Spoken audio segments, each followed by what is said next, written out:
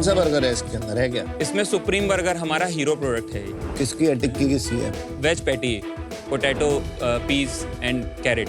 ये मैकडॉनल्ड्स का veg Mac veggie जैसा है। जैसे आप मैकडी आप और भी कई सारे जो नेशनल और इंटरनेशनल चेन्स हैं, ये सब सिर्फ एक कंपनी का ही बन यूज करते हैं।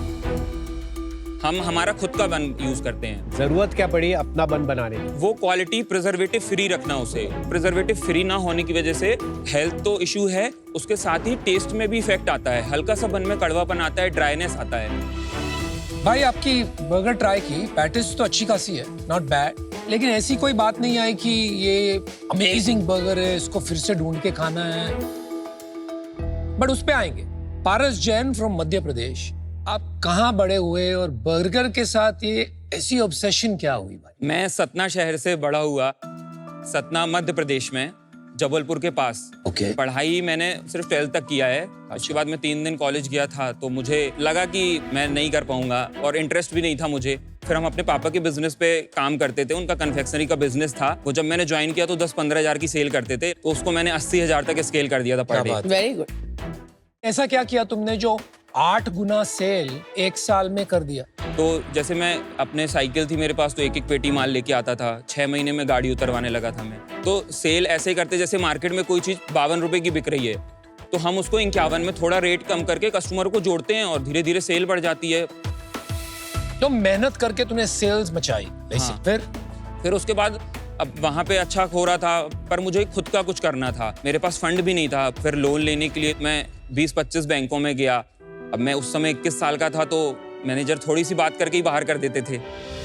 फिर उसके बाद एक मैनेजर थे जिन्होंने मेरी बात को सुनी और उन्होंने कहा ठीक है, हम तुम्हें अपनी रिस्पॉन्सिबिलिटी देते हैं 5 लाख रुपए। तो फिर 2018 में हमने एक रेस्टोरेंट स्टार्ट किया। वहाँ पे पूरा आइटम था। रेस्टोरेंट किस तरह के खाने का था? पहले डाइन इन फाइन डाइन था, जहाँ पे चाइनीज और बर्गर ये सारा कुछ करते थे। हाँ, शुरू में लॉस भी हुआ, तो जिससे हमने 5-6 महीने रेंट नहीं दिया। तो फिर मैंने 2 लाख का और लोन लेकर के वो रेंट दिया। पर मैंने कहा मैं बंद तो नहीं करूंगा।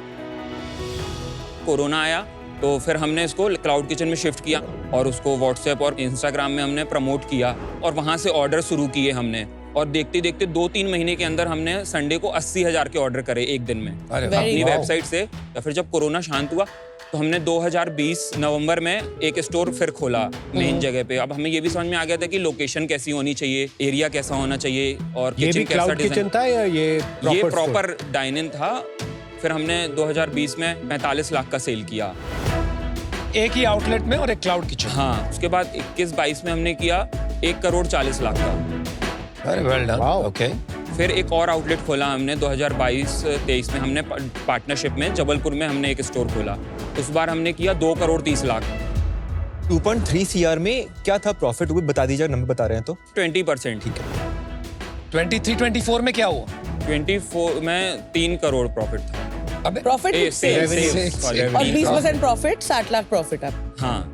2025 में कितना? 3,60,00,000 का। और इस साल कितना चल रहा है? तो 5.5 करोड़ पूरा साल करेंगे। हाँ, अभी 3.5 करोड़ प्लस हो गया है।